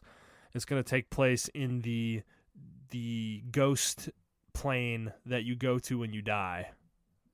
They're really out of ideas. They're like, oh, let's make an expansion with this. Yeah, it looks like a Halloween expansion. Like they got like vampires and like it's like they're Transylvania. There's like a castle that's gonna be where the final boss is and stuff. It's like they're making like a Dracula. And how does this tie in with the lore? I have no idea, and I couldn't care less. Somehow the Lich King's involved, the new Lich King, Bolvar 4 Dragon. I don't care. They lost me with this. I don't give a shit. I couldn't care less about World of Warcraft. I just don't. I'm sorry. If I paid $200+ for this ticket, I would be upset. Well, so that was pretty much it. There wasn't much else. That's what I'm saying. I would be so fucking upset. And that's why I was like, there's no oomph here. Like, yes, I know Diablo 4 and Overwatch 2 are supposed to be huge games, but we kind of all knew those were coming, and they're not really that huge. Like, I think D4 is huge, but it's tepid to me the way they announced it. And Overwatch 2 is like a joke. I look at it as a joke. And dude, literally no mention of Warcraft 3 Reforged on the stage. No mention of a game that's coming out. Did they have a panel? They had a panel, but no mention of this game that's coming out in like a month or two. That a beta's going on right now. You didn't even mention it on stage. Are you just gonna poop this game out? Like, I think they are, man. What the hell are you doing? This is like an imminent game launch. This should have been on your stage. You should have announced the release date for it. You know, whether you want to get this multiplayer beta right or not, at least give a window. Say early next year it's coming out. Mention it. Be like, look, there's a beta going on right now, guys. You know, we're gonna do this beta in phases.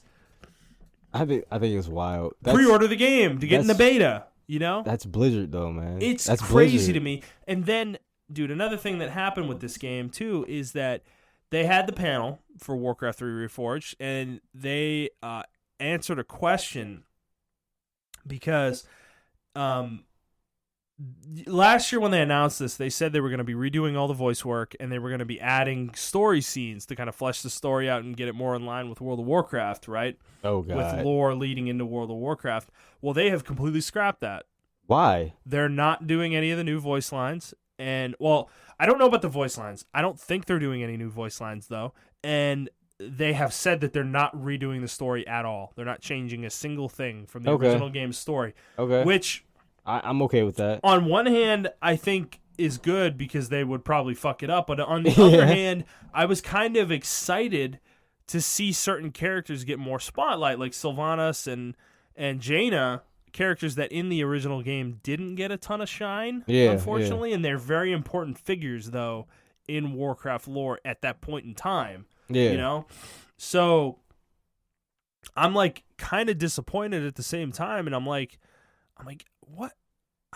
I feel like they got yelled down by the community probably about it, and that's kind of what they said, is that they got a lot of feedback saying that they didn't want them to change anything. They want the game to sound the same. Honestly, I would be on the same boat. Like I wouldn't want the game to change. Dude, Story-wise, I wouldn't want the game to change. I'm one of the biggest Warcraft fans in existence. Warcraft 3 fans. Yeah. Like, the original game is going to be in this game. If you want to experience the original game's story as it sounded, as it looked, as it was told, they have an option for that. It's there in the game. You will be able to play that game. Yeah.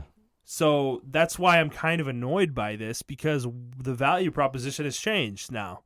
They're charging the same price for this game, but now it's just going to be a cosmetic upgrade, and the missions are going to be different. That's it. That's the only thing that this game does now. And so I'm kind of like, what? I don't. They can't do anything right now, to me. This company is just completely lost. They don't have hardly anything in the horizon. Like, I mean, they have Diablo 4 and they have Overwatch 2 and Warcraft Reforged. But, like, they don't even have any projects, like secret projects coming up. Like, Riot has, like, 10 of them. Like, 10 of them. And you guys have been out here before Riot, and you only have 4 projects or 3 projects coming? That's what I'm saying. I was hoping they would tease something that we didn't know about. Like a new IP or something like that. Just a tease. Yeah. You don't have to give us everything. You don't even need to give us a title. Just do something mysterious. Yeah. You know? Do they even have something new in the works? I don't think so at this point. I doubt it, man. I kind of don't think they do. I think they laid all their cards on the table for the most part. I think people would have been stoked for like that StarCraft first-person shooter. I think people would have been stoked for that, depending on what kind of shooter it was and everything. I still can't believe they canceled that. I mean, we don't know how it looked, but you couldn't make that work. I think it was far along. I think the reason why the creators left because it was really far along and they decided to cancel it. Mm-hmm.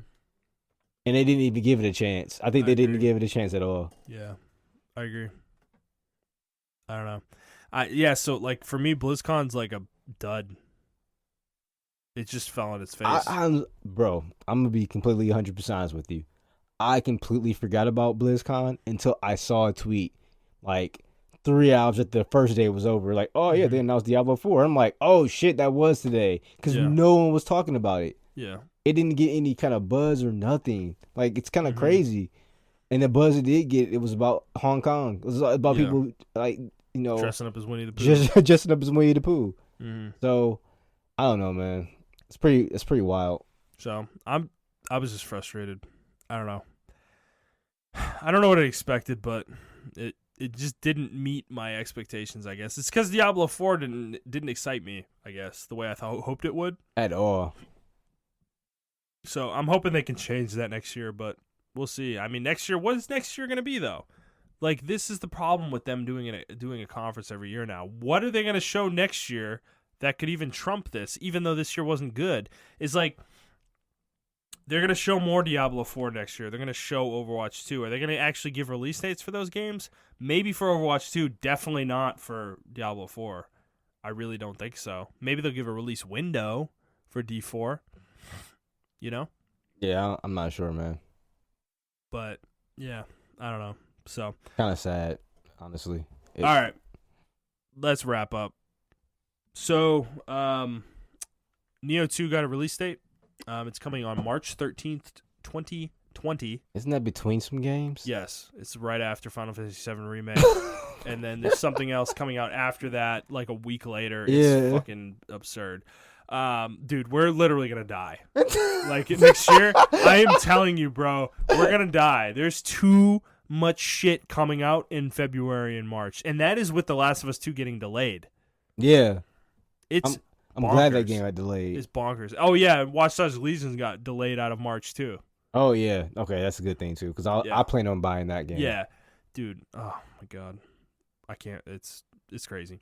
So, yeah, March 13th, 2020, there is a beta going on right now for Neo 2. You can download it on PSN Store. I think it might be PS Plus only, but maybe not. You can go check on the store. It's been going on since Friday, I believe, and it is running through the 10th, which I think is 2 days after this podcast posts. So you'll have a couple days to check it out if you hadn't heard about it. But I am planning to check it out. I really want to play it just to see. My brother has been sending me crazy amounts of texts about this. Like, he's like, dude, he is over the moon excited about this game, and he's getting me hyped about it. The things he's telling me about it is like there's like really deep skill trees, and like the monsters are crazy. They're like more aggressive. Their designs are insane. Like, all right, sounds really good, dude. There's new weapon types. Like, it's like they've added new weapons. Like, you can dual wield hatchets now and throw them and stuff at enemies. And it's like, oh my god, this game. So I may check that out before next week, but if you're interested in that, check it out soon, because there actually is a reward for beating the demo. That you can carry into the game when it launches. Cool. So there's that. All right. Final segment. Game releases. So this week, day of posting for the podcast, Death Stranding's coming out. That is a big one, I guess. Technically, I suppose, right? Yeah, a lot of people were like iffy about it though, but yeah. Some people were about to cancel their pre-orders, but they decided not to at the last minute. Yeah. Let's see. What else do we have here? Oh, yeah. Need for Speed Heat is coming out the day this podcast posts as well. I forgot about this game. This game does not have any of the microtransactions it had last year. It only has speed, like timing, like ones that like give you more experience or XP boosters and things like that. Time savers, I guess, is what they would be called. Yeah. So it sounds like they made improvements to the game, but I don't know. Need for Speed's been trashed for so long. I don't trust. Yeah, I honestly forgot about this shit. Ooh, Jumanji, the video game. Oh yeah, Jumanji. That's right. They also got Super Lucky Tail that's coming out. That's the platforming game for. Yeah. It was on Xbox, but I guess it got moved over to the Switch as well. And next week, so the week after recording, which is technically the week we usually cover when we do this segment, Pokemon Sword and Shield is coming out on Friday on Switch, and then Jedi Fallen Order is coming out on Friday as well. That's what I'm waiting for right there. So I have it pre-ordered. I'm planning on playing it right away. Wouldn't it be funny if that game sold more than Pokemon? I know it might. I think a conservative estimate for that game is 6 or 8 million, and I think it'll sell over 10. You think so? Yeah, dude, a story-driven Star Wars game? Yeah, no, I think it's going to sell a lot. On all platforms? Yeah, I think it's going to sell a lot. If Spider-Man on one console can sell more than 10 million copies, I think a Star Wars game that's on all platforms can definitely sell 10 million copies, right? Yeah. So, so there's some big games. We are in a big kind of release window right now for stuff. But you got anything else on there piquing your interest? Nope, that's it. All right, guys, we're going to wrap it up there. So, if you like this episode, please like the episode, review the episode, and subscribe to the show on whatever feed you are listening to it on. And if you could, share it with your friends. We would like to grow the audience. If you would like to interact with us on Twitter, you can do so at iTrapForTheHokage for Montrell. That is the number 4, not the word. I am at ThunderNerd01, and the show is at The Player's Take. If you'd like to send us a question, you can do so on Twitter, or you can send an email to us at theplayerstake01@gmail.com.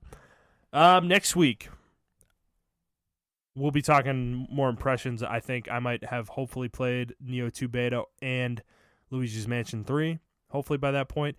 And I might be doing maybe a Black Friday primer for folks this week or the next week. Yeah, we may be doing that. Because that's a big thing for me. I always do Black Friday. It is not as crazy as people say, but there's a lot of good video game deals during Black Friday nowadays. So we might do a primer of that as well. So look forward to that. So we hope you guys enjoyed this episode, and we will see you on the next one. All right? Bye, guys.